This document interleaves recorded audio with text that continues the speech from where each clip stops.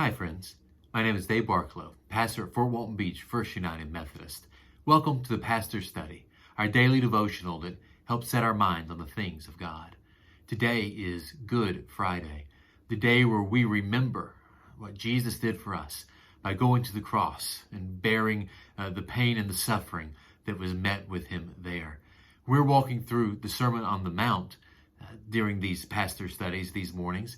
Tonight we will have a special service of light and darkness that will be on our Facebook page and YouTube page right at 7 p.m. And I hope you can tune in for that. They're wonderfully meaningful services, and they'll be there after 7 p.m. whenever you're ready to watch them and to think about the cross.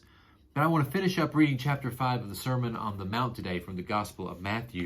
And I think you'll see it really, I didn't plan it this way, but it really ties in to today and being Good Friday. This is verse 43. You have heard it said, love your neighbor and hate your enemy. But I tell you, love your enemies and pray for those who persecute you, that you may be children of your Father in heaven. He causes the sun to rise on the evil and the good and sends rain on the righteous and the unrighteous. If you love those who love you, what reward will you get? Are not even tax collectors doing that? And if you greet only your own people, what are you doing more than others? Do not even pagans do that? Be perfect, therefore, as your heavenly Father is perfect. The truth is that Jesus will demonstrate this kind of love for enemies on Good Friday, several chapters later in the Gospel of Matthew. But this reminds me very much of what Paul wrote in Romans chapter 5 in talking about the cross. This is 5:8. But God demonstrates his own love for us in this: while we were yet sinners, Christ died for us.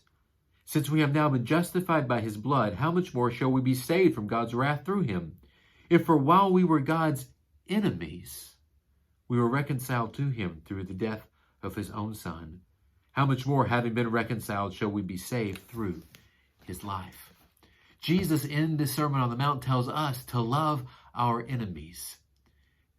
Everyone, including our enemies. Maybe even especially our enemies, because that's what Jesus did for us. On the cross, he died for us while we were still sinners, while we were still enemies of God.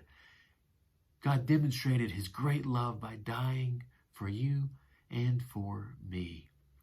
Today is a day to remember that great love. We don't deserve it. We should not have it. It is a sheer gift of God's unimaginable grace and love. And so let us reflect on the suffering of Christ. But let's remember the cause of that suffering. The cause was our own sin, our own shame, our own violence. And let's let it invite us into a new way of being, a way that is truly love for everyone, especially God, our neighbors, and our enemies. Remember, friends, I love you. Take care of yourselves and shine the light of Christ.